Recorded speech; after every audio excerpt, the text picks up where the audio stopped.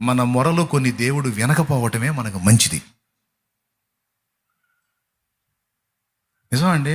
కొన్ని మనం చేసే ప్రార్థనలు ఎట్లా ఉంటాయి తెలుసా? మన ముఖం మనమే బగలగొట్టినట్టు ఉంటాయి. నిజంగా దేవుడు చేసే గొప్ప మేళ్ళలో ఒక మేలు ఏంటంటే, మనం అడిగిన అన్నిటికీ జవాబులు ఇగిపోవటం. ఇచ్చాడంటే సత్యం.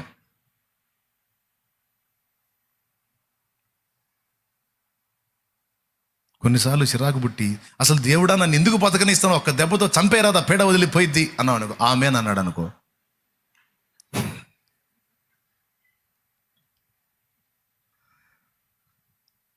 గుట్టుకుమని సత్తావు. ఇదేంది నన్ను చంపేసావు, ఏంది నాయన అంటే, నువ్వు అన్నావు కదా ఒక్క దెబ్బతో చంపేరాదా అన్నావు కదా, ఆమేన్ అన్నాను. అదేదో ఆవేశంలో అంటే అట్ట అంటావా ఏంది ప్రభా?